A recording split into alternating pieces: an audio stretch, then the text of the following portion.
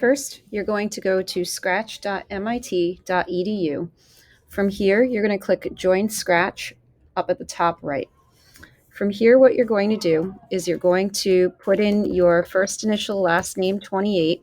You're going to type in your password, which I'm currently not showing, but you're going to type in the same password that you use for your Google account, and then you're going to type it a second time and click Next. From here, what you're going to do is select your country, choose United States of America, click Next. From here, you're going to put in your month that you were born and the year that you were born and click Next.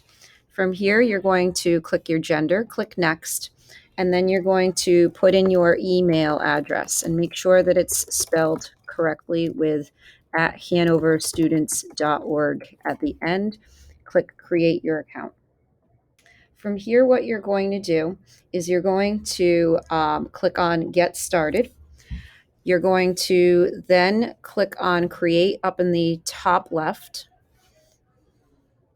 From here, you're going to click, oh, it's still loading.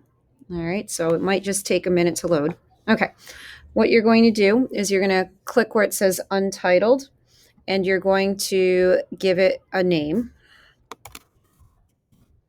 So Oliver's Game, for example. Okay, then you're going to click on the trash can next to Sprite 1 because you're going to choose your own sprite.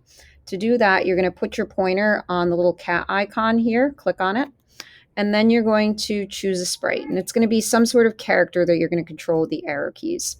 Next, what you're going to do is if you want to make it a different size, right now the size is 100. A smaller number will make the size smaller, for example, 50. If you wanted to make it bigger, although this one doesn't need to be bigger, you would type in a bigger number. And then you can kind of click and drag it to move it where you want it on the screen. From here, you're then going to add a background. You're going to do that by putting your pointer on the icon in the bottom right corner, click on it, and then you're going to choose a background. So as you can see, there are a bunch of different backgrounds that you can choose from. So that being said, I'm just going to click on one, and now we've got a nice background. Next, what we're going to do is we're going to make sure that our character is selected by clicking, and then we're going to click on the events menu. All of your menus for blocks are on the left-hand side. We're going to click on events, and then we're going to drag when flag clicked.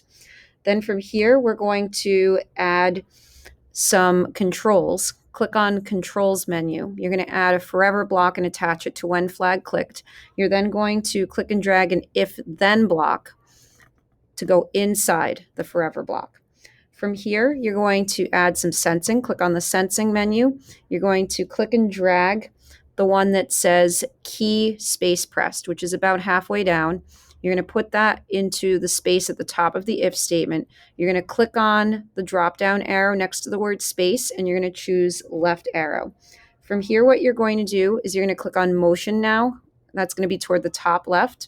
And you're going to find the change x by 10, and you're going to put it inside the if statement right here. Then from here, you're going to type in -10.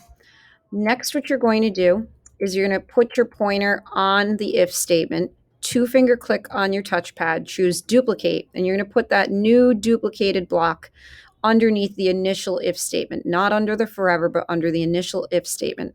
You're going to click on where it says key left arrow. We're going to choose right arrow. Then we're going to change it to say change x by 10 as opposed to -10. Then if you click on the green flag and then use your arrow keys, you'll notice that you can make your character move. Now, what we're going to do next is we're going to confirm our email. All right, so that way you'll be able to share your game when it's done. So in a new tab, you're just going to go ahead and click on Gmail. And then from here, it's going to bring you to your email. You're going to click on the email from scratch. Okay, and then you're going to click on where it says confirm my account.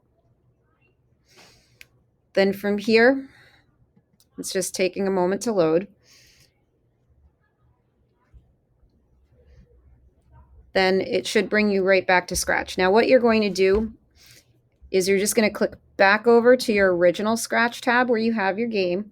You're going to then reload the page, all right, by using the reload button up in the top left corner next to the URL.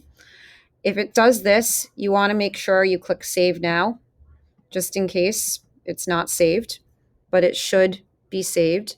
So then if you reload the page, then you should have this share button up at the top.